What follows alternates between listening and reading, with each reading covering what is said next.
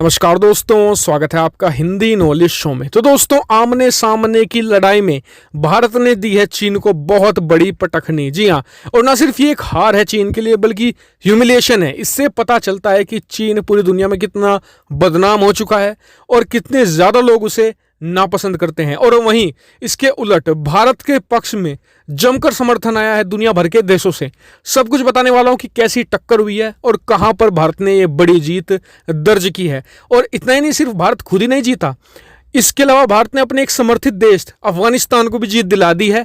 यहां तक कि अफगानिस्तान से भी चीन हार गया है। जी हाँ, सब कुछ डिटेल से मैं बताने वाला हूं और आप मेरे साथ इस वीडियो में तक बने रहिएगा। तो चलिए दोस्तों, वीडियो को हम शुरू कर लेते हैं। लेकिन उससे पहले अगर आपने हमारे चैनल हिंदी नॉलेज शो का सब्सक्राइब नहीं किया तो कर लीजिएगा, क्योंकि यहाँ पर आपको मिलती हैं per day 3 video defence, foreign policy और फाइनेंस रिलेटेड। तो चलिए दोस्तों, वीडियो को हम अपनी शुरू कर लेते हैं। तो दोस्तों, भारत और चीन की सीधी भिड़ंत हुई है। जी हाँ, और ये भिड़ंत हुई है इकोसोक में।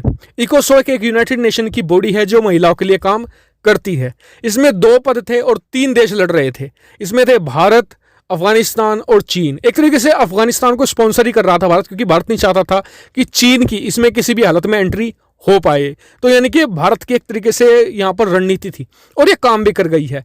तो इसको लेकर जब वोटिंग हुई तो जो आंकड़े आए उसने सबको चौंका दिया। और हाँ, चीन सबसे ज्यादा चौंका। हुआ क्या कि इस वोटिंग में भारत और अफगानिस्तान को मिल गए 56 वोट, दोनों आसानी से निकल गए। लेकिन चीन की जो बुरी गत हुई है उसे सुनकर तो आप भी चौंक जाएंगे।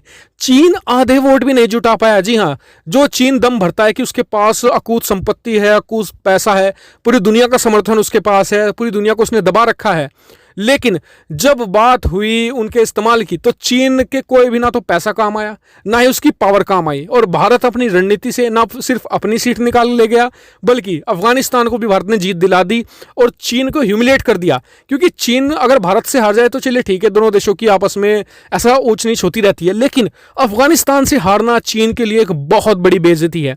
और अफगानिस्तान 56 वोट ले गया और चीन 28 वोट, यानी उससे आधी वोट भी नहीं जुटा पाया।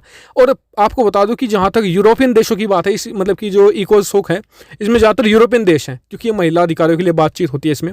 तो इसमें यूरोपियन देशों का वोट एक तरफा भारत के समर्थन में टूट कर पड़ा, जिसकी वजह से भारत आसानी से अपनी सीट निकाल कर ले गया। और अब भारत इसका सदस्य अगले 4 सालों तक रहेगा।